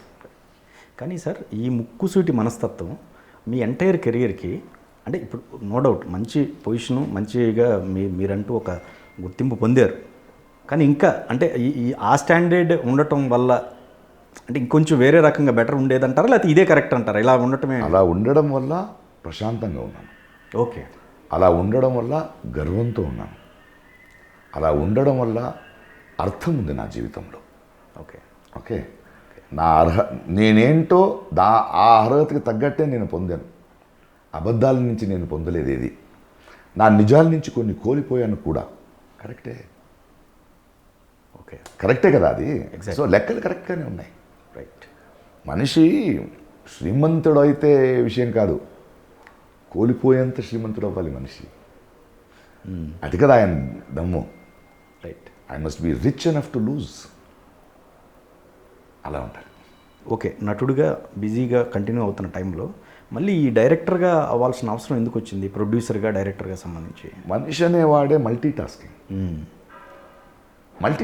నేను బ్రతుకుతున్నా, నటిస్తున్నా, కొన్ని సినిమాలు నాకు తీయాలనిపిస్తుంది, కొన్ని కథలు నాకు చెప్పాలనిపిస్తుంది. ఓకే. ఆ చెప్పే కథలు రైట్ ఓ రాంగో అది ఆడతాయా లేదా కాదు, చెప్పాలి. చెప్పేటప్పుడు మిగతా వాళ్ళు చేయడానికి కుదురుతుందేమో. నేను నటుడుగా నేను కొంచెం సంపాదించుకోండి, ఆ డబ్బు పోగొట్టుకునే శక్తి నాకుంది. అందులో నాకేదో ఎత్తుకుంది ఒక నటుడుగా కాకుండా. అది నాకు అనుభవం కూడా ఉంది. నటుడు కాకుండా మ్యూజిక్ గురించి తెలుసుకోవడం, ఇంకొకటి తెలుసుకోవడం, ఇన్నేళ్ల అనుభవాన్ని పెట్టి సినిమాలు తీయడం, కొన్ని సినిమాలని ప్రొడ్యూస్ చేయాలని ఉంది, ఇంకెవరు చేయరు. ఒక 3-4 crore ప్రాజెక్టు, అది ఈ కథ నాకు నచ్చింది, ఎవరు తీయట్లేదు, నేను తీయాలని. అన్నిటితో ఒక గుర్తింపే కదా. Right. So it is a journey and you have to do it and I like doing it. ఒకప్పుడు మీ మీద కొంత ఉన్నది ఏంటంటే డేట్స్ అడ్జస్ట్మెంట్ విషయంలో కొంచెం అనుకూలంగా ఉండేవాళ్ళు కాదు. అంటే ఆ టైంకి అంటే రకరకాల ఉండలేవు. ఇప్పుడు నాకు మేనేజర్స్ లేవు. అప్పుడు ఎలా మీరు కాదు, నాకు మేనేజర్స్ లేరు. Okay. In my 30 years of career నా డేట్ చూసుకునేవాడు లేడు. మీరే చూసుకుంటున్నారు? నా డేట్స్ నేనే చూసుకుంటాను, నా కథలు నేనే వింటాను, నా జీతం నేనే మాట్లాడుకుంటాను. ఇప్పుడు దాకా నాకు ₹1 కూడా ఎగ్గొట్టిన ఒక్క ప్రొడ్యూసర్ లేరు. Okay. Okay. Because I'm very clear with my payment terms, what ever it is. నా డేట్స్ నేనే ఇస్తాను, ఇక్కడ ఉంటాయి. అసలు మేనేజర్ ఇప్పటివరకు పెట్టి ఇప్పుడు దాకా నాకు మేనేజర్స్ లేవు. నా డేట్స్ చూసుకునే మేనేజర్స్ నా ఆఫీస్ మేనేజర్స్ ఉంటారు. ఓకే. నేను డేట్స్ మాట్లాడిన తర్వాత వాళ్ళతో కోఆర్డినేట్ చేసి ఫ్లైట్ టికెట్ వేయడము, ఈరోజు వస్తారండి, ఈరోజు వస్తారండి, అసిస్టెంట్లు 8 గంటలకు బయలుదేరుతారండి అనేవాళ్ళు ఉంటారు తప్పితే ఇప్పుడు దాకా నా కథలు వేరే ఎవరో కథ విని నేను సినిమా ఒప్పుకోలేదు. మంచి సినిమా అయినా, చెడ్డ సినిమా అయినా, ఆడే సినిమా అయినా, ఆడని సినిమా అయినా, ఇట్ ఈస్ మై డెసిషన్. నా జీతం నేను ఫిక్స్ చేస్తా. ఎవరో ఒకరు మాట్లాడి వాళ్ళ కమిషన్ ఇచ్చి నా వల్ల కాదు. నేను ఫిక్స్ చేస్తా. ₹1 సినిమా చేస్తా, ₹1,00,00,000 సినిమా చేస్తా, ₹1 కూడా తీసుకోకుండా సినిమా చేస్తా. అది నా డెసిషన్. నంబర్ ఆఫ్ డేస్ కథ విన్న తర్వాత ఎన్ని కావాలని వాళ్ళు ఎంత అడిగినా ఇంత ఇస్తాను, చేసుకుంటారా అని చెప్తా. ఒక డేట్ ఇంకొకటికి ఇవ్వలేదు నేను ఇప్పటిదాకా నా లైఫ్లో.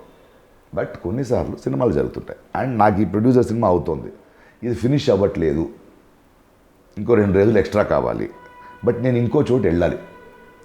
నేను డిసైడ్ చేస్తా, నేను ఇంకో చోటు వెళ్ళి ఆయనకు అవసరమా ఈయనకు అవసరమా. ఈయన 2 రోజులు మేనేజ్ చేయొచ్చు, బట్ వాళ్ళు వేరే కంపెనీ అక్కడికి వెళ్తా. లేదు ఇక్కడ ఫినిష్ అవ్వాలి, పాప ఇబ్బంది అవుతాడు అంటే ఆయనకి చెప్తా, చూడయ్యా 2 రోజులు లేట్గా వస్తే నువ్వు భరించగలవు. ఈ ఫ్రిక్షన్స్ నచ్చవు. ఇది జరుగుతాయి చాలాసార్లు. మీరు లేదయ్యా డేట్స్ లేవు సార్, మీరు ముందు ఇవ్వండి సార్, మనకు అనౌన్స్ చేసేస్తాం సార్, మీరు లేకపోతే కుదరట్లేదు సార్, రాసుకున్నాం సార్, మీతో ఇంకెవరు ఊహించలేము సార్. సరే మీరు ఇచ్చినప్పుడు చేసుకుంటాం ఎందుకు అంటారు. బట్ వాళ్ళు పాపం అలా చెప్పి తీసుకున్న తర్వాత వాళ్ళు ఇబ్బందులు వస్తాయి. అలా జరుగుతాయి. కొన్నిసార్లు కంటిన్యూస్గా యాక్ట్ చేస్తున్నప్పుడు మనిషినే కదా, మెషిన్ కాదు కదా, అలిసిపోయి ఉంటా. నాకు 2 days రెస్ట్ కావాలనిపిస్తుంది, నేను ఫోన్ చేసి చెప్తాను నా వల్ల కాదు. డే అండ్ నైట్ పనిచేస్తూ ఉంటా. మార్నింగ్ లెవ్లేను, చెప్తా నేను వచ్చి క్వాలిటీ ఇవ్వాలా, కుదరదు ఫిజికలీ. సో ఇలాంటివన్నీ అంటే ఆ మాత్రం చనువైన నేను తీసుకోవాలి. నాలాంటి you can't put us in like this. Right. అది ప్రతి ఒక్కొక్క దానికి ఒక్కొక్క ఉంటుంది. మంచిది ఎప్పుడు పాపులర్ అవ్వదు. ఇంకొకటి పడిన బాధ పెద్దదవుద్ది, దాని మీద వాళ్ళ కోపం కూడా ఉంటుంది. సహజమే. అండ్ మనకి జనాలకు కూడా వాడు మంచివాడు నచ్చదు. ఆ కొన్ని ఇబ్బందులు పెద్దది చేస్తారు, అది ఉండిపోద్ది. ఓకే. ఇవాళ ఉన్న మీడియాకి ఆ వీడియోలో ఎవడు చెప్పిందో ఉండిపోద్ది అది. బట్ నాకు తెలుసు, నా మనస్సాక్షికి తెలుసు, నన్ను ఆ రోజు టార్గెట్ చేసిన వాళ్ళ మనస్సాక్షికి తెలుసు. అది ఈ బుద్ధులు బయట చెప్పము, అలా వెళ్ళిపోద్ది. ఒక మనిషి అన్నాక ఇవన్నీ ఉంటాయి, నేను ఒప్పుకుంటా. రైట్. నేను ఒప్పుకుంటా నా వల్ల కొన్ని ఇబ్బందులు. బట్ ఇంత బిజీగా చేసిన ఇండస్ట్రీలో అలాంటి కొన్ని ఇబ్బందులు ఉంటాయి, యా. అలాంటి కొన్ని ఇబ్బందులు ఉంటాయి, తప్పదు. ఓకే. ఇంకొకటి ఇది నేను రాక్షసత్వం కాదు, Yeah. నా అసహాయకత అది.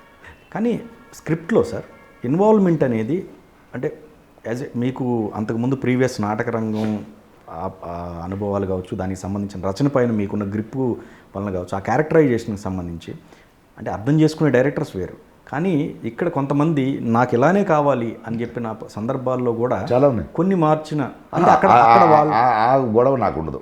నాకు స్క్రిప్ట్ వస్తే ఫస్ట్ నా మనస్సాక్షికి ఒప్పుకోవాలి. ఓకే. అందరూ చెప్తారు చాలామంది, కొంచెం జేబుడు ఈడేంటా మేకప్ వేసుకునే ముందు సీన్ కావాలి. నేను సెట్కి వెళ్తే ఎవరినైనా అడగండి, నేను సెట్కి వెళ్తే నా అసిస్టెంట్ నాకు సీన్ ఇవ్వాలి అంటే ఆల్రెడీ సీన్ టైప్ అయి ఉండాలి. ఆ రోజు ఏం పని చేయదు. మేకప్ వేసుకునే ముందు ఇవాళ ఏం చేస్తున్నా, నేను చదువుతూనే మేకప్ వేసుకునేది. అందులో కొన్ని చేంజెస్ ఉంటాయి, నా అవగాహన ఉంటాయి, డైరెక్టర్ని పిలిచి మాట్లాడుకుంటా. కొన్నిసార్లు లేదండి నాకు ఇదే కావాలి చెప్పించేయంటే అక్కడి దాకే డిస్కషన్. సరే నాకు నచ్చలేదు, డిస్కషన్ అయిపోయింది, చేస్తారు. చేసి ఆ తర్వాత వాళ్ళు రియలైజ్ అయినది ఉంది, ప్రకాష్ చెప్పింది కరెక్ట్ అని. కొన్నిసార్లు లేదు, ఇలా అయితే సినిమా ఫ్లాప్ అవుద్ది, అయినా ఓకే నీకు ఇచ్చాను కదా డేటు అని కోపంతో నేను చేసి ఆడి హిట్ అయింది కూడా ఉంది. ఓకే. ఇప్పుడు మీరు చాలా ఫేమస్ డైలాగ్ ఉంది కదా, నేను మొనార్క్ని, నన్ను ఎవరు మోసం చేయలేరు. నాకు నచ్చని డైలాగ్ అది. ఓకే. భీమనేని గారు చెప్పినప్పుడు ఇదేంటండి డైలాగు, లేదు సార్ ఇది వర్క్ అవుతుంది సార్, ఇది వర్క్ అవ్వదండి, అదేంటండి మొనార్క్ని నన్ను ఎవరు మోసం చేయలేరు ఇలా చెప్పాలా అని చేశారు. ఓకే. నచ్చలేదు. రిలీజ్ అయ్యాక అదంతా పాపులర్ అయిపోతే ఆయన ఫోన్ చేసి సారీ చెప్పారు, నేను నమ్మలేదయ్యా నేను. ఓకే. రెండు ఉంటాయి, ఇద్దరు తరపున ఉంటాయి. బట్ ఆ ఫ్రిక్షన్ అనేది ఇద్దరు క్రియేటివ్గా ఉన్నారని అర్థం. ఫైనలీ డైరెక్టర్కి ఏం కావాలో అదే కదా కావాలి. సక్సెస్ ఆఫ్ ఫెయిల్యూర్ అయింది. బట్ నాకు నచ్చిందో లేదో అనే చెప్పే హక్కు నేను ఎప్పుడూ ఉంచుకోవాలి. అది నచ్చి చేయాలి, మెప్పించదాన్ని నేను ఎప్పుడూ ప్రయత్నం చేయను. ఇది నచ్చింది ముక్కుసూటిగా చెప్తాను, ఇది నచ్చలేదు అయినా చేస్తున్నాను, కమిట్ అయ్యాను కాబట్టి. I never walk out of the sets. Okay. I never leave the project. And చాలా మరి దారుణంగా వాళ్ళు నన్ను వాడుకుంటున్నారు అన్నప్పుడు నేను ఎక్కువ డేట్ ఇచ్చి త్వరగా ఫినిష్ చేసి వచ్చేస్తాను. ఆ కసి తీర్చుకోను నేను, ఎందుకంటే అది బరువు నాకు. సరేనయ్యా నేను తప్పు డిసిజన్ తీసేసుకున్నాను, నీతో ఎందుకు పని చేయాలో నాకు అర్థం కావట్లేదు, ఒక పని చేయి, కొంచెం త్వరగా చేసేసుకో, ఇంకో 2-3 డేట్లు ఇప్పుడే తీసుకో, ఫినిష్ చేసి వచ్చేసి కొత్త ప్రశాంతతకి వెళ్తాను. కళాకారుడు నేను అలా బ్రతకలేను, ఒక 3 నెలలు ఆడిని తోసి తర్వాత చూసుకుందామని, అది ఉండదు నాకు. సో మనిషి అన్నాక, ఇన్వాల్వ్మెంట్ అన్నాక, ప్యాషన్ ఉన్నప్పుడు ఇలాంటివి ఉంటాయి ఫ్రిక్షన్స్. అంతే, యాజ్ సింపుల్.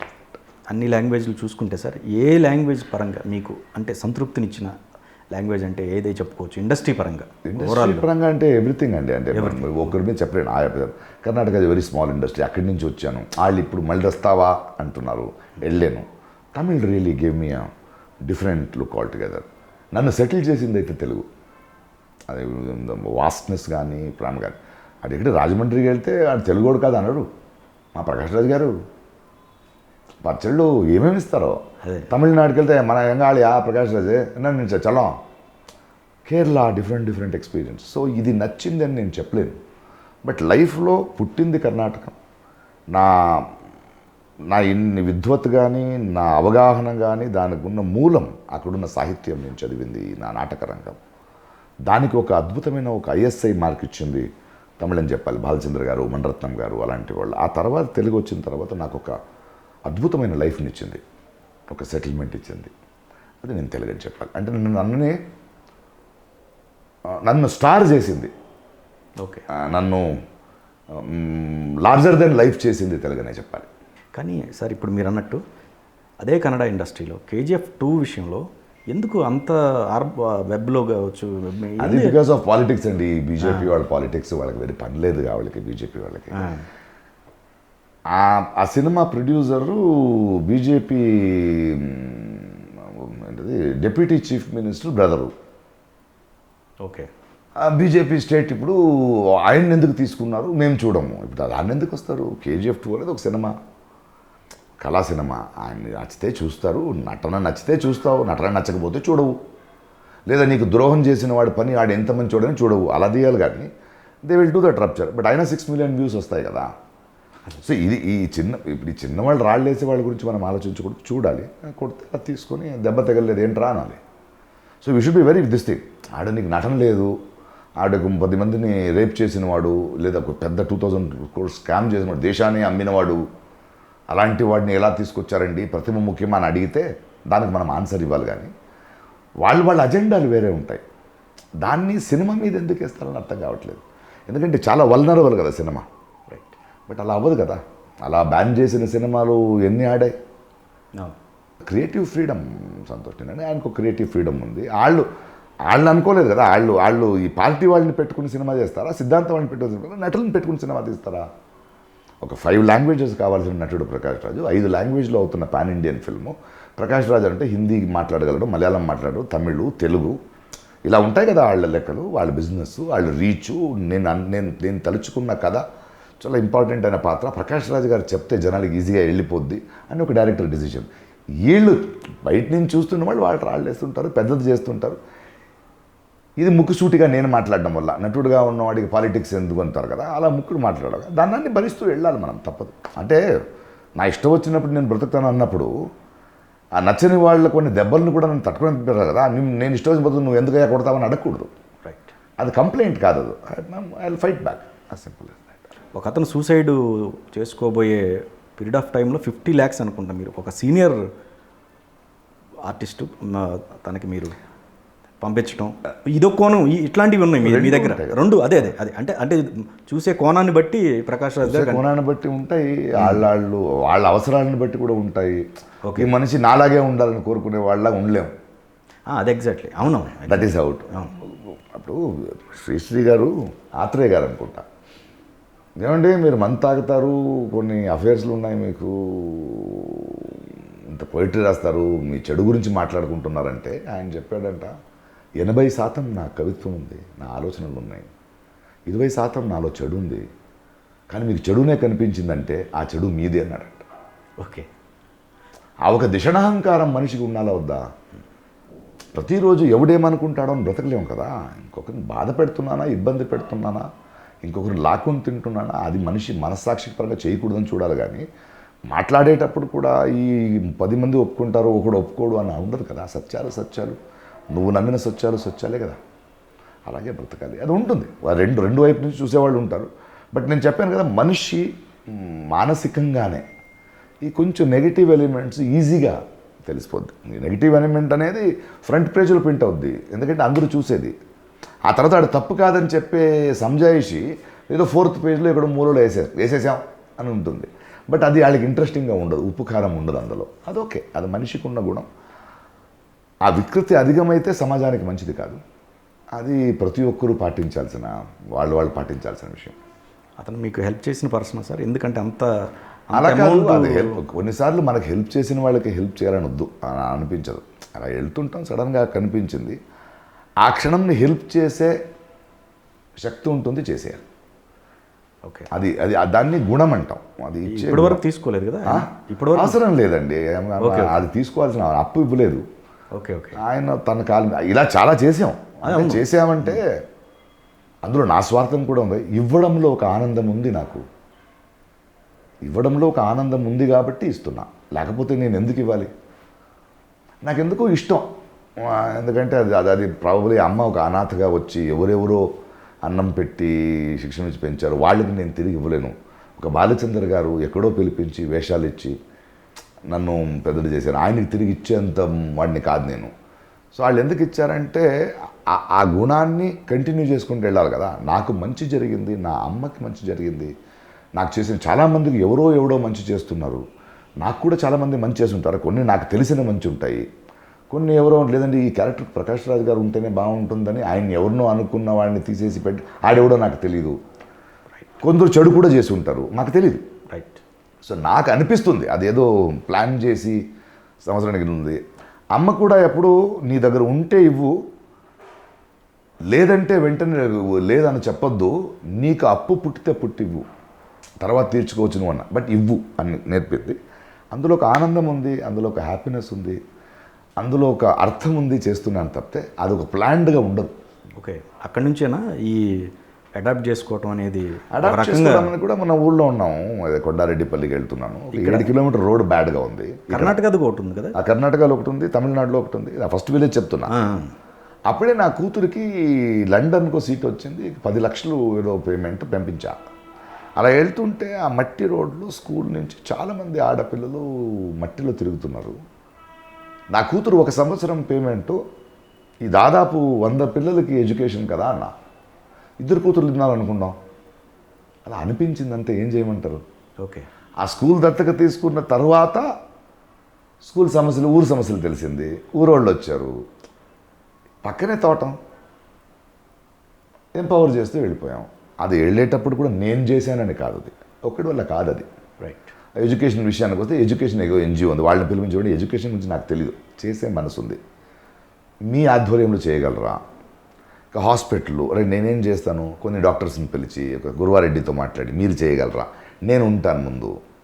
కొన్ని విషయాలు మనం చేయలేము, బట్ కలెక్టర్ దగ్గర ఊరోళ్ళు వెళ్ళి మాట్లాడితే కుదరదు. శ్రీదేవి గారిని కలెక్టర్ ఉన్నారు, మహబూబ్ నగర్ కలెక్టర్. అప్పుడు మీరంటే ఆయనకి ఇష్టం. నేను ఏమంటే భలేవారు మీరెందుకు వచ్చారు, నా కోసం కాదండి, నేను ఆ ఊళ్ళో ఉంటున్నాను, నేను చెప్తే మిగతా వాళ్ళైతే లేట్ అవుద్ది, అరే చేసేస్తాం. సో ఇలా 10 మందితో చేయిస్తూ అందరూ కలిశారు కాబట్టి, ఇది నేను ఒక్కడినే అయితే అవ్వదు, డబ్బు ఇవ్వగలం అంతే. రైట్.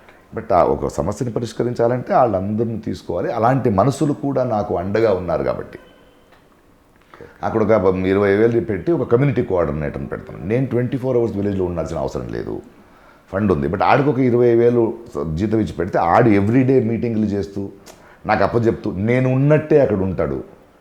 సో ఇలా చేయించడము, డెలిగేట్ చేయడం కూడా జరుగుతుంది. So this is how it happens. And నాకు ఆ గైడ్ చేసేవాళ్ళు కూడా బాగా మంచివాళ్ళు ఉన్నారు. అలాగా నేను పిలవంగానే వచ్చి పని చేసేవాళ్ళు. అలాగే నేను ఒక్కడినే కాదు కదా దానిని నేను చేస్తున్నాను, కొందరు పెద్దవాళ్ళు, కొందరు తెలిసిన వాళ్ళు, అరే నువ్వు చేస్తున్నావు నేను చేయలేము, నీకు ఇస్తాం రా, నీ మూలంగా, నీ ఫౌండేషన్ మూలంగా. అది ప్రకాష్ రాజ్ ఫౌండేషన్ అనే ఒక పేరుందే, అది మొత్తం నా కష్టార్జిత నుంచి దబ్బేసి చేస్తున్నది కాదు. ఒక 70% నేను వేసినా, ఇంకా 25% 10 మంది దాంట్లో కూడా ఉన్నారు. 400 సినిమాల్లో మీకు టఫ్గా ఫీల్ అయిన క్యారెక్టర్ ఏదండి? అంటే బాగా మిమ్మల్ని అహంకారం అంటే అహంకారం అనుకోండి, దిషణహంకారం అంటే దిషణాహంకారం అనుకోండి, టఫ్గా ఏది లేదు నాకు. ఓకే, లేదు, అది ఎతకడంలో ఒక ఆనందం. ఛాలెంజింగ్ రోల్స్ ఉన్నాయండి? అలా లేదండి, అసలు వాటిలో అలా లేదు. ఓకే, అంటే నాకు చాలా హెల్ప్ చేస్తారు కదండి, స్క్రిప్ట్ హెల్ప్ అవుతుంది, డైరెక్టర్ హెల్ప్ అవుతారు. నేను న్యాయంగా వెళ్ళాలంటే అది నాకు ఇష్టమైన పని కాబట్టి, ఆ జాబ్ కాబట్టి, అది కష్టం అని నాకు అనిపించలేదు. నిద్ర రాకడం కొన్ని రోజులు రేపు ఎలా చేయాలి ఇది అని నిద్ర లేని రాత్రులు ఉంటాయి. ఓకే, అదొక్కసారి చేసిన తర్వాత అది కాదు అనేది ఉంటాయి. అవన్నీ ఆ ప్రక్రియ మొత్తం ఒక ఆనందాన్ని, ఆ ఆయాసమే ఒక అద్భుతమైన ఆనందం అలా ఉంది. కాబట్టి ఏదైనా వస్తే ఇది చేయనా చేయలేనా అనే భయం నాకు ఉండదు. అలా ఏదైనా అంటే చేయను. మా విషయానికి వస్తే ఇప్పుడు అసలు ఎందుకు ఈ సడన్ నిర్ణయం ఎక్కడి నుంచి వచ్చింది? ఎందుకు మీరు తీసుకోవాల్సి వచ్చింది? సడన్ నిర్ణయం కాదు, ఏది నేను జీవితంలో సడన్ నిర్ణయం తీసుకోనండి. అది ఎక్కడో లోపల నుంచి అలా ఉంటుంది. ఒక 2-3 ఏళ్ళ నుంచి చూస్తున్నాను, ఎందుకో సరిగ్గా లేదనిపించింది. అంటే ఎవరో చేస్తున్న వాళ్ళు సరిగ్గా లేదని కాదు, ఈ సమస్యలకి కరెక్ట్ అయిన పరిష్కారానికి వాళ్ళకి అవగాహన లేకుండా చేస్తున్నారా అని చూశాను. ప్లస్ నా అనుభవాలు ఉన్నాయి కదా, అనుభవాలను బట్టి చూసుకుంటూ అసెస్ చేస్తూ వెళ్ళాను. ఆ తర్వాత కొంత ఆర్టిస్టులతో మాట్లాడాను. మీరు కరెక్ట్గానే చెప్తారు, బట్ మీరు రారు కదా అన్నారు. వస్తే అండగా నించుంటారా అన్నాను. ఎందుకంటే నేను ఒక్కడినే చేస్తానంటే అవ్వదు అది. సో పేరున మాటలు మేము ఉంటాం. మీలాంటి వాళ్ళు వస్తే మేము చేస్తాం సార్, ఇప్పుడు మేము కూడా ఒంటరిగా ఏం చేయలేము అక్కడ. అలా అలా అలా అలా వచ్చింది చేయాలనిపించింది, డిసైడ్ చేసాము. ఇప్పుడు ఇది ఎన్నికలు, యుద్ధం కాదు. ఎన్నికల్లో నించున్నాగానే టప అనేది పొలిటికల్ కలర్ వచ్చింది, ఇటు హిందూ ద్వేషం వచ్చింది, నాన్ లోకల్ అని వచ్చింది. ఇప్పుడు చూసా, ఇప్పుడు నా సంకల్పం ఇంకా గట్టయింది. ఇప్పుడు నేను వచ్చి ఇదన్నీ చేయాలని చెప్తున్నాను, అది వినే మూడు ఎవరికి లేదు. ఎవరికి లేదంటే ఎంతమందికి లేదు చూస్తే చాలా కొద్దిమంది అది మెంబర్స్ కాదు. ఎందుకంటే 25 years in this Telugu industry, almost ప్రతి మెంబర్తో ఒకసారి 2 సార్లు అయినా కలిసి ఉంటాను. వాళ్ళకి నా గురించి తెలుసు కదా. ఇది కాదు, మన వాళ్ళని చూస్తే ఇంకా సంకల్పం పెరిగింది, వెళ్తున్నాం. ఆఖరికి ఇప్పుడు పోటీ కాదు ఇది. ఎలక్షన్లో నించున్న వాళ్ళు పెద్దోళ్ళు కాదు, ఎన్నుకోబోయే వీళ్ళు పెద్దలు. వాళ్ళు డిసైడ్ చేస్తారు. వాళ్ళకి 2 years వన్స్ ఆ చార్ట్స్ని తప్పు చేసే అర్హత వాళ్ళకు ఉంది. రాంగ్ పీపుల్ని ఎన్నుకోవచ్చు, బట్ ఆ హక్కుని ఇచ్చేద్దాం. ఎన్నికలు అయిపోతాయి. నువ్వు నించోకూడదు చెప్పొద్దండి. నేను మొదటి నుంచి అదే మెయింటైన్ చేస్తాను. నువ్వెవడు రా కాదు, నేనేం చేయబోతున్నాను ఇది మాత్రం చెప్పు. ఎన్నుకునేది వాళ్ళు. మీరు కూడా అదే చెప్పండి. నువ్వు ఎందుకు ఫైట్ చేస్తున్నావు? వాళ్ళు క్రికెట్ మ్యాచ్ చూడట్లేదు. ఇదెందుకు? నువ్వు శరణప్పుడు నువ్వు ఇదొద్దు, ఇది కాదు నువ్వు వచ్చింది. వీళ్ళతో మాట్లాడి ఎన్నుకుంటారా? ఇటు మాట్లాడదాం. వాళ్ళు ఇరువైపు చూడని డిసైడ్ చేస్తారు. కానీ మీరు ఎంచుకున్న ఇంకొక నినాదం ఏంటంటే పని చేయించుకుందాం, అదే కదా, నేను చేయటం కాదు అందరితోటి అనేది ఒక కొత్తగా ఆ డైమెన్షన్ ఏంటి? డైమెన్షన్ ఎందుకంటే అదే కారణం అనుకుంటా. నేను చేశాను, ప్రెసిడెంట్ పోస్ట్ ఇంపార్టెంట్, ప్రెసిడెంట్ ఒకడు ఉంటే అయిపోద్ది అంటున్నారు కదా. ఆ అప్రోచ్ రాంగ్ అంటాను. ఓకే, ఒక చాలా సత్తా ఉన్న ఒకడిని పెట్టేసుకుంటే అయిపోద్ది. That is a dictatorial thing. అది డెమోక్రసీలో సమస్యల్ని పరిష్కరించే మార్గం కాదు. అంటే మిగతా ఎన్నుకున్న వాళ్ళకి ఐడెంటిటీనే ఉండదు. ఈసీ మెంబర్స్ అంటే ఊరికే మీ ఈసీ మెంబర్సే, అలా కాదు. అది 26 మంది, ఆల్ 26 ఆర్ ఇంపార్టెంట్. డిఫరెంట్ ఆలోచనలు రావాలి. ఆ లీడర్ అనేవాడు అందరిని కలుపుకొని కూర్చొని ఈ సమస్యని అందరూ కలిసి పరిష్కరించాలి, దాన్ని ఎత్తుక్కోవాలి ఉండాలి. సో ఈ 26 మంది అంటే ఇప్పుడు ఎన్నుకున్న తర్వాత 26 మంది గాడిదలా పనిచేయడం కాదు. ఇంకెవరెవరితో పనిచేయవచ్చు, ఎవరెవరి దగ్గర శక్తులు ఉన్నాయి, మనలో ఉన్న సంపన్మూలాలు వాటినన్నింటినీ తీసుకురావాలి కదా. రైట్. ఆ సంపన్మూలాలు ఎక్కడున్నాయని తెలుసుకునే టీము గెలవాలి, వాడిని ట్యాప్ చేయాలి, లేని వాళ్ళకి ఉంచాలి, ఒక సమానం తీసుకురావాలి. అది కదా అవ్వాల్సింది. సో బేసిక్ ప్రాబ్లమే ఇట్ ఈస్ అ ప్రెసిడెంట్ హోదా, వాట్ ఈజ్ మై చైర్, అది కాదు. సో బేసిక్ మీ ఆలోచన రకమే తప్పుగా ఉంది. అలా నేను చేస్తానంటే ఏ సమస్య పరిష్కారం అవ్వదు. 10 మందితో చేద్దాం, 10 మంది కలిసి చేద్దాం, 100 మందితో చేయిద్దాం.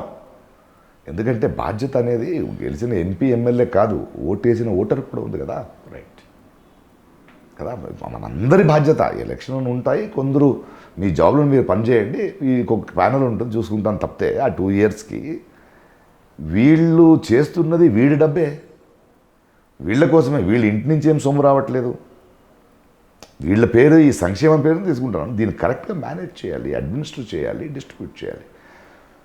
సో ఈ ఆలోచనమే రాంగ్ ఉంది అనిపించింది, అందుకే ఆ నినాదం తీసుకొచ్చాం. And I think people are understanding it. Correct కదా. ఇప్పుడు చిన్న వాళ్ళకి ఎందుకు ప్యానెల్లో తీసుకున్నారంటే వాళ్ళ సమస్యలు మనకు ఎలా తెలియాలి. ఇప్పుడు నేను డెఫినెట్గా చిన్నవాళ్ళ సమస్య నా సమస్య కాదండి. నేను వాళ్ళకి 400 ఫిల్మ్స్ చేసి 5 సినిమా భాషలు తిరుగుతూ నేషనల్ అవార్డ్స్ తీసుకుంటూ ₹1 కోటి జీతాలు తీసుకుంటూ ఉన్నాడు. నాకు ఎలా తెలుస్తుంది గణేష్ కాంప్లెక్స్లో ఉన్న సమస్యలు? అక్కడున్న ఒక రిప్రజెంటేషన్, ఒక మైనారిటీ రిప్రజెంటేషన్ వచ్చి ఆ రిప్రజెంటేషన్ మన ప్యానెల్లో కూర్చొని మా సమస్యలు ఇవన్నీ చూడరా, వాళ్ళందరూ కలిపి నన్ను ఎన్నుకున్నారు, అవునా ఇలా ఉంటాయి ప్రాబ్లము, ఇలా ఉంది సమస్యలు, దాన్ని ఇలా పరిష్కరిస్తే మీకు కావాల్సిన పరిష్కారాలు ఏంటి? ఈ డైలాగ్ లేకపోతే ఎలా? సో నేను ఈ సంపన్మూలాలు తీసుకొచ్చేది ఎంత ఇంపార్టెంటో అది ఎక్కడికి పోవాలని అక్కడి నుంచి ఒక రిప్రజెంటేషన్ వచ్చి చెప్పేది కూడా అంత ఇంపార్టెంట్. ఇప్పుడు మీ ప్యానెల్లో కొంతమంది చెప్పిన దాని ప్రకారం ఈ ఫండ్ రైజ్ చేసే దగ్గర కావచ్చు, అంటే యాక్టివిటీస్ ఏదైతే ఉన్నాయో కొంచెం ఇన్నోవేటివ్గా కొత్త డైమెన్షన్లో కొన్ని క్రియేట్ చేస్తున్నాం. ఇప్పటివరకు కూడా అంతకుముందు ఆలోచనలకు అన్నిటికీ ఒక కొత్త వేని మనం ఏదైతే ఇప్పటివరకు మర్చిపోయారో వాటన్నిటిని టచ్ చేస్తూ ఉన్నారు. అసలు ఇది అర్థంగా ఏంటండి మీ ప్లానింగ్ ఏంటి? ప్లానింగ్ అంటే నేను చేయడం, నేను తీసుకురావడం కాదు, 10 మందితో చేయించడం. ఫర్ ఎగ్జాంపుల్ ఇప్పుడు డిసెంబర్ జనవరిలో ఇళయరాజా గారి ఒక ఈవినింగ్, ఇండస్ట్రీకి సంబంధించిన ఒక మనిషి, and he is coming and playing. మన మ్యూజిక్ డైరెక్టర్స్ అందరూ ఉంటారు, మనం ఎస్పీబీ గారి గురించి ఆయన సెలబ్రేట్ చేయాలి మనం. ప్లస్ మన ప్రతిభ అది, ఆ ప్రతిభను పెట్టి జనాలకి విత్తు అక్కడ కలెక్ట్ చేయాలి అమౌంట్. ఓకే. అక్కడేమవుద్దంటే ఒక మ్యూజిక్ ఇండస్ట్రీ, ఒక ఆర్టిస్ట్, ఒక మ్యూజిక్ డైరెక్టర్స్, ప్రజలు వీళ్ళందరూ దాని నుంచి వాళ్ళు కూడా పొందుతూ, ఒక మ్యూజిషియన్కి పేమెంట్ ఉండొచ్చు, ఒక సింగర్ పేమెంట్ ఉండొచ్చు, పొందుతూ ఎక్స్ట్రా డబ్బు ఏముందో ఏదో ఒక సంస్థలు తీసుకుంటాయి, అది మన సంస్థ తీసుకుంటుంది. ఇది మా సంపన్మూలాలు. ఇప్పుడు తమిళనాడులో మణిరత్నం గారు అందరూ కూర్చొని పెప్సీ వర్కర్స్ దాదాపు 15,000 మంది ఉన్నారు. వర్కర్స్కి ఏం చేయాలి కోవిడ్ టైంలో? ఎవరెవరో వాళ్ళు కష్టార్జిత సొమ్ము మీరు 50 lakhs 30 lakhs అది ఓకే. ఓకే. అది కాకుండా మన ప్రతిభను బట్టి ఏం చేయాలి అంటే ఒక నవరసాలను ఒక కాన్సెప్ట్ చేసి ఒక 9 సినిమాలు చేద్దాం. విజయ్ సేతుపతి లాంటి నంబర్ 1 హీరో, సూర్య లాంటి ఒక హీరో, ప్రకాష్ రాజ్ లాంటి ఒక ఆర్టిస్టు, రేవతి లాంటి ఒక ఆర్టిస్టు, ప్రసన్న లాంటి ఆర్టిస్టు, మేము మా పాకెట్ నుంచి 30 లక్షలు 20 లక్షలు ఇవ్వకుండా మా 5 రోజులు ఇస్తాం. ప్రియదర్శిని ఒక డైరెక్టరు, ఇంకొక డైరెక్టరు, గౌతమన్ డైరెక్టర్సు, వాళ్ళు పేమెంట్ కాకుండా ఈ సినిమా డైరెక్ట్ చేస్తాం. రైటర్సు రాస్తాం. సో మన టాలెంట్ వల్ల చేసి సంపాదించి దాదాపు 15 crores సంపాదించాం. ఆ 15 crores ఒక 10,200 పెప్సీ మెంబర్స్కి మళ్ళీ ఒక దాని సపరేట్ టీం అది వాళ్ళు కూర్చుని ఐసిఐసిఐ కార్డు తీసుకొని నెలకి 1,500 rupees for the next 6 months ఆదుకుందాం రేషన్స్ వల్ల. ఇప్పుడు ఇంకో 2 crores మిగిలింది. ఆ 2 crores ఏం చేద్దాం? ఈ కోవిడ్ పాండమిక్ దాటేసాం, మళ్ళీ షూటింగ్లు స్టార్ట్ అయిపోయాయి. ఈ 2 crores ఈ పెప్సీ వర్కర్స్ కావాల్సిన ఎడ్యుకేషన్ కోసం ఏదైనా స్కాలర్షిప్స్లో పెట్టుకుందామా, హెల్త్ కోసం ఏదైనా పెట్టుకుందామా? సో ఈ అన్నిటిలో ఇన్నోవేటివ్ అనేది మా సంపన్మూలాలు ఏంటి? ఆర్టిస్టులు మనమే, మా ప్రతిభే, ఈ ఇండస్ట్రీ, ఈ ఆర్ట్ మనకి ఇచ్చిందే. దాన్ని మాట్లాడుకుంటే ఏమవుద్దంటే ప్రతి ఒక్కరికి చేయాలని ఉంది కదా. అప్పుడు ఏమంటుందంటే మొత్తం ఇండస్ట్రీలో మనమందరూ కలిసి మనం ఏదో ఒక కాంట్రిబ్యూట్ చేసాము, ఆ మంచితనం అందరూ పంచుకుంటాం. ఒక్కడినే చేశానంటే ఆడొక్కడు చేశాడు మాకు లేదు, ఆడొక్కడు దేవుడైపోయాడు, that is not solving the issue. సొసైటీలో ఒక మంచి ఎలిమెంట్ కావాలంటే ప్రతి ఒక్కరూ పార్టే కావాలి. 100 రూపాయలు ఇచ్చాను, 500 రూపాయో 200 రూపాయలు టికెట్ ఇచ్చి ఒక కాన్సర్ట్ చూసిన వాడికి కూడా నాకు ఒక దీన్ని పొందుతూ ఆ 200 రూపాయలు నేను కాంట్రిబ్యూట్ చేశాను, అది వాళ్ళకి వెళ్తుంది అనే ఒక ఫీలింగ్ ఉంటుంది. ఓకే కదా. So this is how you need to do it. అది కాకుండా ఇప్పుడు ఫర్ ఎగ్జాంపుల్ డాక్టర్స్ అంటున్నాం. కొంతమంది డాక్టర్స్ ఎలా అన్నారంటే మాట్లాడారు, మీరందరికీ సినిమా వాళ్ళు అంటే ఫ్యాన్స్, బట్ ఒకే ఒకరి మీద మీరు చేయండి కాదు. So many doctors, I specialist అంటారు, మీరందరూ మీ క్లినిక్లు ఉన్నాయి, why don't you become a club for movie artist association? ఒక 200-300 మంది చాలా కష్టాలు ఉన్నాయి. సో సంవత్సరానికి 5 మీ ఫ్రీ ట్రీట్మెంట్ ఇస్తాం సార్. సో పంచాన్ని చూడండి అది. ఓకే. 10 మందితో చేయించడం, 10 మంది కలిసి చేయడం అనేది ఈ కాన్సెప్ట్. అంటే ఎప్పుడైతే ఆ నినాదంతో వచ్చామో ఆ నినాదమే మనకి ఇలాంటి ప్రోగ్రాములు చేయమని చెప్తాం. దట్ ఈజ్ మోర్ ఇంపార్టెంట్ మనకి. తమిళ రాజకీయాల్లో ఎక్కువగా సినిమాకి సంబంధించిన వాళ్ళు తీసుకున్నట్టయితే రజనీకాంత్ గారు కావచ్చు, కమల్ హాసన్ గారికి సంబంధించిన వాటిల్లో మీ పార్టిసిపేషన్ చాలా తక్కువగా అనిపించింది. ఎందుకంటే నాకు ఎంజీఆర్ గారు, జయలలిత గారు మనం వచ్చే ముందు వచ్చిన సినిమా వాళ్ళు పార్టీలు ఉన్నారు. బట్ పొలిటికల్ లీనింగ్స్ అనేటప్పుడు నాతో పనిచేశారని వాళ్ళతో ఉండాల్సిన అవసరం లేదు కదా నాకు. అంటే సిద్ధాంతాలు కదా, సిద్ధాంతాలు ఉండొచ్చు, వాళ్ళు చేస్తారా లేదని నాకు నమ్మకం లేదు. ఓకే. ఇప్పుడు నేను బెంగళూరు సెంట్రల్ నేను కూడా నించున్నాను ఇండిపెండెంట్. అవును. నా సిద్ధాంతాలు చెప్పాను, జనానికి నచ్చలేదు. రైట్. వాళ్ళకి కాంగ్రెస్ బీజేపీలో రెండిట్లో 4 లక్షల ఓట్లు వాళ్ళు తీసుకున్నారు, నాకు ఒక 30 ఓట్లే వచ్చింది. బట్ ప్రయత్నం అయితే చేశాం. మనం ప్రయత్నాల్లో ఎప్పుడు విఫలం అవ్వకూడదు. గెలిచావా ఓడిపోయావంటే నేను ఓడిపోలేదు, నేను గెలిచాను లైఫ్లో. అంటే నేను అనుకున్నట్టుగా నేను చేసి బ్రతికి చెప్పాం. సో పొలిటికల్ అనేటప్పటికీ దేశం ముఖ్యం, ఇండివిజువల్స్ కాదు. అసోసియేషన్ అనేటప్పటికీ అసోసియేషన్ ముఖ్యం, ఇండివిజువల్స్ కాదు. ఆయన పెద్ద ఆయన ఎందుకు ఎగెన్స్ట్గా వెళ్తున్నాడు? నేను ఆయన ఎగెన్స్ట్గా వెళ్ళట్లేదు, దీనికోసం వెళ్తున్నాను. దీన్ని వీళ్ళు డిసైడ్ చేసుకుంటారు. సో రజనీకాంత్ గారు కాన్సెప్ట్, ఇంకో కాన్సెప్ట్ నాకు అంత ఇది లేదు. ఓకే. దట్ వాజ్ నాకు 2-3 ఐ థాట్ నేను చాలా ఆపోజిట్గా ఉన్న బీజేపీని వీళ్ళు ఎదిరించగలరని నమ్మకం నాకు లేదు, ఆ బలం వీళ్ళకు ఉందని లేదు. Okay. So I will not be with them because నా క్రైటీరియా నాకు తెలిసిన వాళ్ళతో కాదు, నాకు దేశం ముఖ్యం, నేను నమ్ముకున్న సిద్ధాంతాలు ముఖ్యం. అది అలాగే ఉంటుంది. అలానే మనం పని చేయము. ఇప్పుడు I done film with Rajinikanth, I'm shooting with Kamal Haasan. We have no differences. Okay. We have no differences with that. కానీ ఓకే సార్, మీరు ఫైట్ చేయాలనుకున్నారు బీజేపీతో, కానీ అదే నేషనల్ పార్టీకి సంబంధించిన కాంగ్రెస్లో మీరు కాంగ్రెస్ తరపున పోటీ చేసినట్టయితే దానికి సంబంధించి నాకు కాంగ్రెస్ నచ్చిందని ఇక్కడ చెప్పాను. అది కూడా లేదు అదే basically I don't believe in these national political parties. Okay, A party మీద ఏ పార్టీ కాదు కదా ఇప్పుడు దాకా. అవును, ఇండిపెండెంట్గా. అవును, ఐఎమ్ ఇండిపెండెంట్. నాకు నేషనల్ పాలిటిక్స్లో నాకు సెంట్రల్ లీడర్షిప్ ఒక పార్టీ అనేది నచ్చట్లేదు. Because India is a federal country. Okay, నాకు ఆయా స్టేట్ నుంచి రావాలి. ఇప్పుడు గెలిచి ఇక్కడ ఎవడు హోమ్ మినిస్టర్ అవ్వాలని మనం తెలుగు తెలియని కాంగ్రెస్ పార్టీ చీఫ్నో బీజేపీ పార్టీ చీఫ్నో అడుగుతామా? కాదు కదా. ఇప్పుడు వ్యవసాయం అని ఉంది, ఫార్ములాస్ ఒకే ఫార్ములా తెస్తున్నారు, ఎలా అవుద్ది? ఆకాశం చూస్తే బ్రతుకుతున్న తెలంగాణ ఫార్మింగ్ వేరు, గోదావరి పక్కనున్న వాళ్ళ పండించే పంటలు వేరు, సముద్ర పక్కన ఉన్న వాళ్ళ పంట వేరు, అస్సాంలో వేరు. ఒకే పాలసీ ఎలా అవుద్ది? వాళ్ళ భోజనాలు ఏంటి, వాళ్ళు ఏం పండుతారో దానికి తగ్గట్టుగా ఒక ఫార్మింగ్ లాస్ రావాలి. కానీ it is a state subject. Who are it decide on a centre? Education అనేది స్టేట్ సబ్జెక్ట్, హెల్త్ అనేది స్టేట్ సబ్జెక్ట్. ఆయా ప్రాంతానికి, ఆయా వాతావరణానికి, అక్కడ ఉన్న వైరస్లకి, ఐరన్ ఎలిమెంట్ అలా ఉంటాయి. So you have to divide. 10 మంది చేయాలని ఎందుకు చెప్తున్నాను? You cannot have one God on top. And that doesn't work like that. అలా అంటుంటే భాష కూడా ఒకటే అవ్వాలంటారు. అవ్వదు కదా, అవ్వకూడదు కదా. నువ్వు వేరే నుంచి రా, బట్ గౌరవించు. ఓకే, స్థానికుడంటే ఇక్కడే పుట్టాలని లేదు, అదే. బట్ ఆ ప్రత్యేక వైశిష్ట్యాన్ని గౌరవించి దాని ఇంపార్టెన్స్ మాట్లాడుతూ వెళ్ళంటారు. So I'm not a Congress. గెలవడాని కోసం వీళ్ళతో వెళ్ళమంటే తప్పు కదా. అది కాదు కదా నా ఉద్దేశం. రైట్, గెలవాలంటే అవును ఆఫర్స్ లేవా అలా కాదు కదా, కొనుక్కోలేరు. గెలవాలని కాదు, నేను అనుకున్నది నేనేముగా ఉన్నాను నేను మీకు చెప్పి మీ దగ్గర పొందాలి. కానీ వీళ్ళ దగ్గర వెళ్ళిపోతే వాళ్ళు మీరిద్దరూ ఫైట్ చేస్తున్నట్టు నీ ఎనిమి నా ఎనిమి కాదు. రైట్, నాకు వీడు నచ్చడు కాబట్టి నీకు వాడు నచ్చడు కాబట్టి నేను నువ్వు ఫ్రెండ్స్ కాదు. That is not how life works. కానీ సార్ ఒక్కటి చెప్పండి, మతరహిత భారత్ని చూడాలనుకుంటున్నారు మీరు, కానీ అది రాజకీయాలతో వేళ్లతో సహా ఎప్పటి నుంచో, అంటే మనకి ఈ రోజున ఈ పొలిటికల్ సిస్టమ్ అంతా దానికి ముడిపడి ఉంది. సాధ్యపడే విషయమేనా? మీరు సాధ్యపడే విషయమానా అనే క్వశ్చన్ పెద్దది. అది సాధ్యం అవలేదు కాబట్టి ఎంత కష్టాల్లో ఉన్నామనే సత్యం నిజమే కదా. అంటే ఇది మనం ఎప్పుడు అర్థం చేసుకుంటాం అప్పుడు బాగుపడతాం. అది సాధ్యమవుతుందా లేదో తెలీదు, సంవత్సరాలు పడవచ్చు, బట్ అది కరెక్ట్, అది సాధ్యం అవ్వాలి.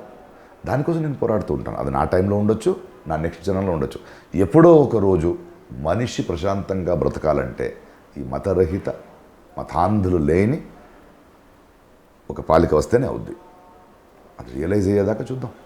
బట్ అది కరెక్ట్ని నేను ఫైట్ చేసి అది అవ్వదు నువ్వు ఉన్న కాలంలో అంటే అది కాదు నాకు ఇంపార్టెంట్.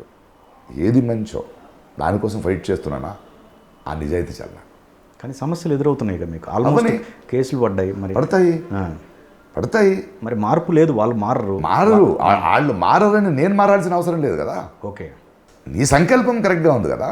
వాళ్ళని ఎదుర్కొన్నప్పుడు కొన్ని తినాలి దెబ్బలు. ఇక్కడి నుంచి అక్కడికి వెళ్ళాలంటే వర్షం వస్తుంది, వాన వస్తుంది, అలానే ఆగిపోతామా? ఓకే, కాదు కదా. వాళ్ళు అలాగే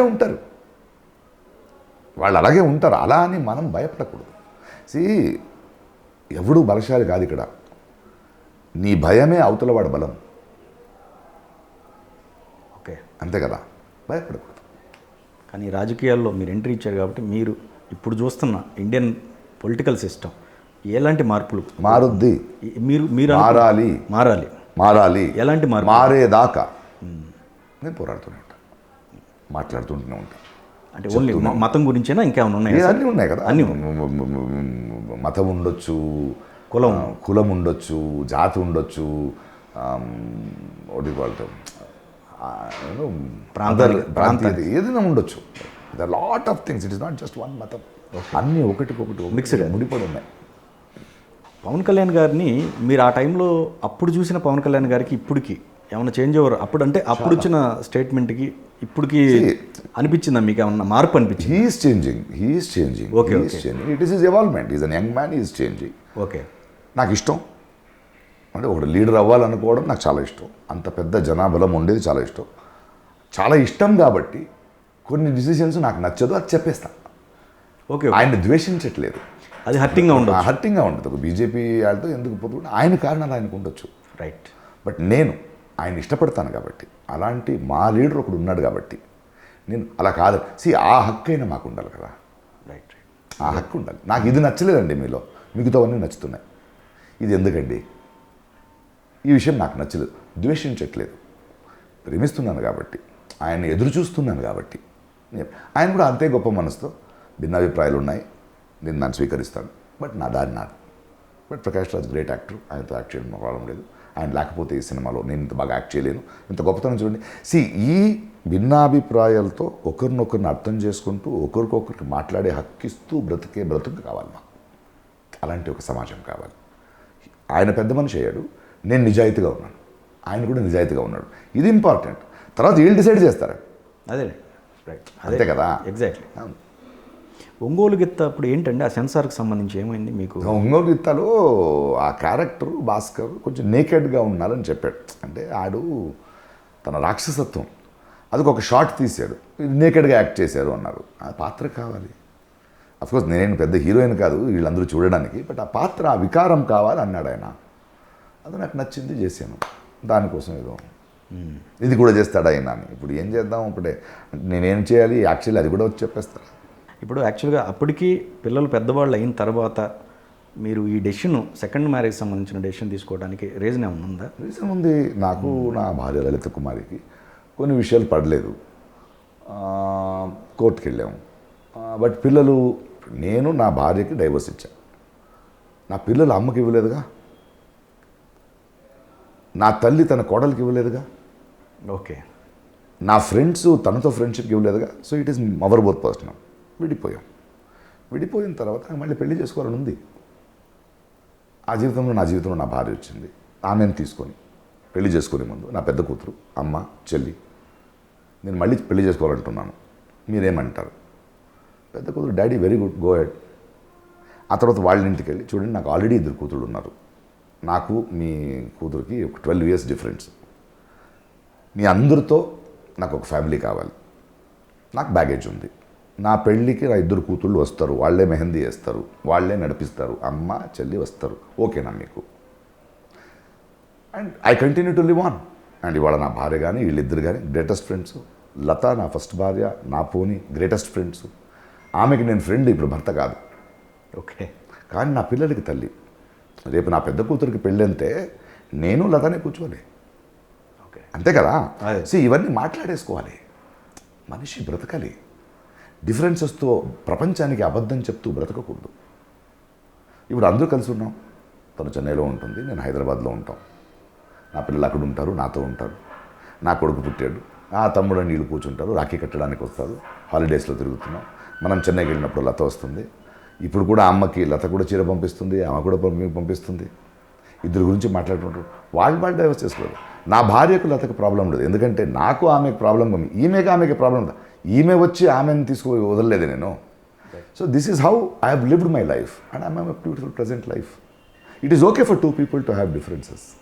కానీ బాబు విషయంలో ఏం జరిగింది సార్? అది బీచ్ హౌస్లో యూస్ ప్లేయింగ్ కైట్, కింద పడ్డాడు, దెబ్బ తగిలింది. అదే ఒక సిస్ట్ ఓపెన్ అయ్యింది, కాపాడుకోలేకపోయాము. 3 months 4 months ట్రై చేసాం. It was a great loss. ఎంత ఏజ్ సార్ సుమారుగా? అది చనిపోయినప్పుడు 5 years, 5.5 years. ప్రపంచమే వద్దనిపించింది. బట్ అలా కాదు కదా, మా బాధ్యతలు ఉంటాయి. కూతుళ్ళు, అమ్మ, industry, life. We just can't live our own life. అంత స్వార్థపరుడు నవ్వలేను కదా. బ్రతకాలి, 10 మంది కోసం బ్రతకాలి, నాకు కూడా బ్రతకాలి.